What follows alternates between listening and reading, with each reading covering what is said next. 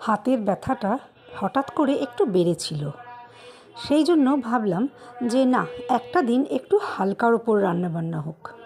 তাই চটপট একটু মুসুর ডাল ধুয়ে নিলাম, ভিজিয়ে রাখিনি কিন্তু, শুধু ধুয়ে নিয়েছি।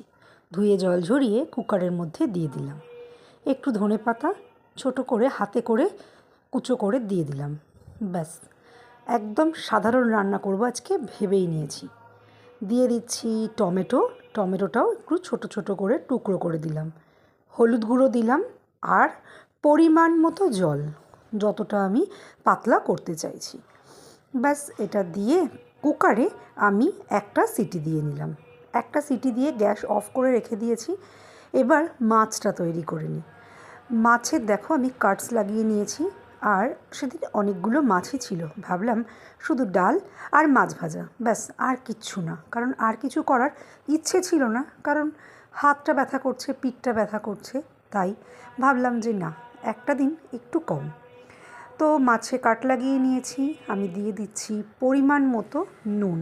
অনেকগুলো মাছ ছিল নিচে ওপর মিলিয়ে, তো পরিমাণ মতো নুন দিয়ে দিলাম। এবার দিয়ে দিচ্ছি হলুদ গুঁড়ো, আর হলুদ গুঁড়োটাও একটু বেশি করে দিচ্ছি, কারণ অনেকগুলো মাছ তো ভালো করে মাখাতে হবে। এবার দিয়ে দিলাম কাশ্মীরি রেড চিলি পাউডার, সেটাও একটু বেশি। সবসময় আমি বলি রঙটা ভালো হবে। এবার দিয়ে দিচ্ছি জিরে গুঁড়ো। জিরে গুঁড়োটাও আমি 1 টিস্পুন মতো দিলাম। এবার দিয়ে দিচ্ছি ধনে গুঁড়ো। ধনে গুঁড়োটাও ওই 1/2 টিস্পুনের মতো দিলাম। একটু গরম মশলা আর আদা রসুন বাটা। ব্যাস, এটা দিয়ে খুব ভালো করে মিক্স করে প্রতিটা মাছকে ধরে একদম প্রতিটা মাছকে আলাদা আলাদা করে ধরে মশলাটা মাখালাম, যাতে ওই কাটসের মধ্যে দিয়েও মশলাটা ওখানে ঢুকে যায়।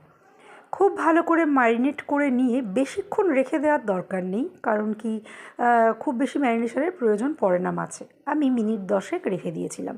ততক্ষণে ডালটা দেখে নিয়েছিলাম, ডাল সিদ্ধ হয়ে গেছে পুরো। এবার একটু ডাল কাটা দিয়ে নাড়াচাড়া করে নিলাম। খুব বেশি একদম প্লেন করার দরকার নেই, হালকা একটু করে নিলেই হয়। এবার ভিডিওটা আমার উল্টে গেছে, কারণ আমি ক্যামেরাটা একটু ভুল বসিয়ে দিয়েছিলাম। তো যাই হোক, সর্ষের তেল, কালো জিরে, শুকনো লঙ্কা আর তেজপাতা দিয়ে ডালটা সাঁতলে নিলাম। ব্যাস, একটু ঘন ঘনই রাখলাম, খুব বেশি জল দিইনি। খালি কুকারটা ধুয়ে অল্প একটু ওই ডাল ধোয়া জল আর কি দিয়ে দিলাম। দিয়ে ভালো করে নাড়াচাড়া করে একদম ফুটিয়ে ফুটিয়ে, মানে মিনিট 2 মতো ভালো করে ফুটিয়ে ফুটিয়ে ডালটা রেডি করে নেব। আর স্বাদ মতো নুন আর হলুদ তো আমি আগেই দিয়ে দিয়েছিলাম যখন আমি ডাল সিদ্ধ করেছিলাম। এক আধ দিন কিন্তু এরকম হালকা পলকা রান্না হলে বেশ ভালোই লাগে। পুরোপুরি রান্নার তো ছুটি খুব কম দিনই পাওয়া যায়, কিন্তু এরকম কম খাটুনিতে রান্না করে খেতে ভালোই লাগে। যাই হোক, ডাল একদম রেডি। এবার চলে আসি মাছটা আমি ফ্রাই প্যানে করব, তাই ফ্রাই প্যানে পরিমাণ মতো তেল দিয়ে দিলাম। তেলটা ভালো করে গরম করে নিলাম। ভালো করে গরম করে নিয়ে মাছগুলো দিয়ে দিচ্ছি। আর মাছগুলো যে আমি এপিঠ ওপিঠ উল্টে ভাজবো, শুধুমাত্র গ্যাসের ফ্লেমটাকে কন্ট্রোল করে। প্রথমে আমি একটু মাছের কালার আসার জন্য একটু হাই ফ্লেমে রাখলাম। হাই ফ্লেমে রেখে যখন মাছের দেখো এই যে গাটা এই যে পোড়া পোড়া হয় না, এটা দেখতে খুব ভালো লাগে আর খাওয়ার সময়ও দারুণ লাগে খেতে।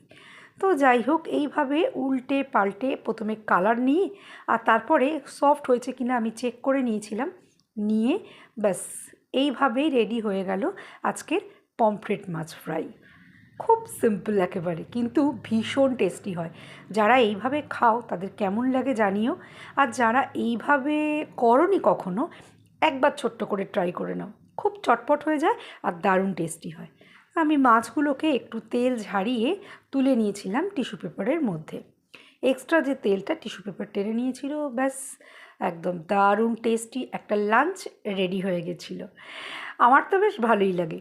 তোমাদের আমার আজকের ভিডিও কেমন লাগলো কমেন্ট সেকশানে অবশ্যই জানিও। আর ভালো লাগলে একটা লাইক করে দিও প্লিজ। দেখো, গরম গরম ভাত আর তার সাথে ভেজ ডাল।